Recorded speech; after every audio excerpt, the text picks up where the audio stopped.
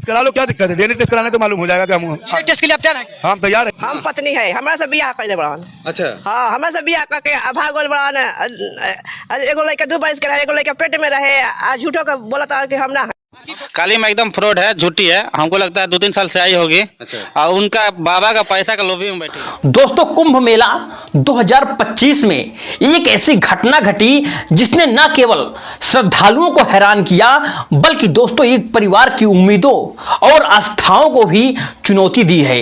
दोस्तों, यह कहानी एक लापता व्यक्ति गंगा सागर यादव और उनके परिवार के पुनर्मिलन की है, जो 227 साल बाद एक अघोरी साधु के रूप में मिले। और 1998 में दोस्तों गंगा सागर यादव, जो उस समय झारखंड के एक छोटे से गांव में आखिरकार रहते थे, अचानक अपने घर से गायब हो गए थे और परिवार के अनुसार वे पटना जाने के लिए घर से निकले हुए थे, लेकिन दोस्तों फिर कभी वापस नहीं लौटे। और उनकी पत्नी धनमा देवी और उनके 2 छोटे बेटे कमलेश और दोस्तों बिमेश साल दोस्तों गंगा सागर के लौटने का इंतजार करते रहे। धीरे धीरे यह मान लिया गया कि शायद उन्होंने अपने परिवार को छोड़ दिया हो या फिर कोई अनहोनी घटित आखिरकार हो गई हो। लेकिन दोस्तों, कुंभ मेला जो हर 12 साल में एक बार आयोजित होता है, विश्व भर से लाखों लोग तीर्थ यात्रियों को आकर्षित करता है। दोस्तों, इस वर्ष मेला अपने चरम पर था और जब एक रिश्तेदार ने प्रयागराज में एक अघोरी साधु को देखा जो गंगा सागर यादव से हूबहू मिलता जुलता था, लेकिन इस साधु के चेहरे वालों और शरीर के कुछ विशेष निशान ने दोस्तों उसे गंगा सागर के रूप में पहचानने के लिए उसे आखिरकार प्रेरित कर दिया। दोस्तों, रिश्तेदार ने तुरंत इस साधु की तस्वीर ली और उसे परिवार को भेज दी। धनमा देवी और उनके दोस्तों बेटे को तस्वीर देखने के बाद एक नई उम्मीद जागी। उन्हें दोस्तों यकीन था कि यह साधु उनका खोया हुआ पति और पिता हो सकता है। लेकिन दोनों बेटे दोस्तों कमलेश और बिमलेश तुरंत प्रयागराज पहुंचे और साधु से मिलने का प्रयास किया, लेकिन कुंभ मेले के दौरान साधु को ढूंढ पाना दोस्तों एक चुनौती का काम था। लेकिन आखिरकार उन्होंने उसे ढूंढ ही लिया। जब परिवार ने साधु से कहा कि वे उनके खोए हुए पति गंगा सागर यादव हैं, तो साधु ने इस बात से दोस्तों इनकार कर दिया। उन्होंने खुद को वाराणसी का अघोरी साधु बताते हुए कहा कि वह गंगा सागर यादव नहीं हैं। हालांकि दोस्तों परिवार के सदस्य दृढ़ थे कि यह वही व्यक्ति है जो 27 साल पहले अचानक गायब हो गया था। और साधु के शरीर में कुछ विशेष निशान भी थे जो गंगा सागर के साथ मेल खाते थे, जैसे कि माथे पर चोट का निशान और घुटने पर पुराने घाव। इसके बावजूद साधु ने अपनी पहचान स्वीकार करने से आखिरकार इनकार कर दिया। इस स्थिति में परिवार को दोस्तों यकीन था कि वह साधु उनके खोए हुए परिवार के सदस्य गंगा सागर यादव ही हैं। लेकिन दोस्तों अंतिम सत्य का पता लगाने के लिए उन्होंने डीएनए टेस्ट की आखिरकार मांग की और गंगा सागर यादव की पत्नी दोस्तों धनमा देवी और उनके बेटे यह चाहते थे कि कोई कानूनी प्रक्रिया के तहत इस पहचान की आखिरकार पुष्टि हो, ताकि परिवार के पुनर्मिलन की सच्चाई सामने आ सके। दोस्तों, कुंभ मेला प्रशासन और स्थानीय पुलिस को इस मामले की गंभीरता को समझते हुए फिर डीएनए टेस्ट की प्रक्रिया शुरू करने का आदेश दिया। दोस्तों, यह कदम गंगा सागर यादव की पहचान को लेकर के फैली असमंजस स्थिति को हल करने के लिए उठाया गया था।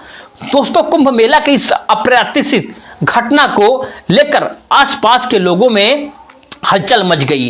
कुछ लोग यह मान रहे थे कि साधु सचमुच गंगा सागर यादव ही हो सकते हैं, जबकि दोस्तों उन्होंने यह कहना था कि यह किसी व्यक्ति का भ्रम हो सकता है। और कुछ स्थानीय लोग इस मुद्दे पर परिवार के पक्ष में थे, तो कुछ मानना था कि गंगा सागर यादव का भूतपूर्व जीवन और परिस्थितियां उन्हें बदल सकती हैं। फिर भी दोस्तों धनमा देवी और उनके बेटे कमलेश तथा दोस्तों विमलेश ने इस पूरे मामले में संयम से बनाए रखा और उम्मीद जताई कि डीएनए टेस्ट के परिणाम से सच्चाई का सामने आएगी। और उनके लिए दोस्तों यह सिर्फ गंगासागर यादव से मिलने का आखिरकार मौका नहीं था, बल्कि अपने वर्षों से चली आ रही व्यथा का अंत करने का भी एक अवसर था। लेकिन दोस्तों डीएनए टेस्ट के परिणामों का बेसब्री से इंतजार किया जा रहा था। यह परिणाम दोस्तों गंगासागर की पहचान को लेकर सारे संदेह को समाप्त कर सकता था। अगर दोस्तों यह साबित हो जाए कि यह आपके पिता नहीं हैं तो आप वापस लौट सकते हैं। लेकिन दोस्तों बाबा उनकी दूसरी पत्नी इस जांच के लिए तैयार नहीं थी और दोस्तों इस पूरी घटना ने सबको आखिरकार हिला कर रख दिया। क्या यह दोस्तों महज एक संयोग था कि बाबा की शक्ल और गंगासागर यादव से मिलती थी, या दोस्तों फिर यह सच में वही थे जिन्होंने किसी कारणवश अपना पुराना जीवन छोड़ करके संन्यास धारण कर लिया। दोस्तों यह मामला अब पुलिस और प्रशासन के हाथ में था। अब डीएनए टेस्ट से सच्चाई सामने आएगी या फिर यह रहस्य हमेशा की दोस्तों अनसुलझा ही आखिरकार रह जाएगा। क्या एक पत्नी की 27 साल की तपस्या सफल होगी या वह अपने पति को हमेशा के लिए खो चुकी है?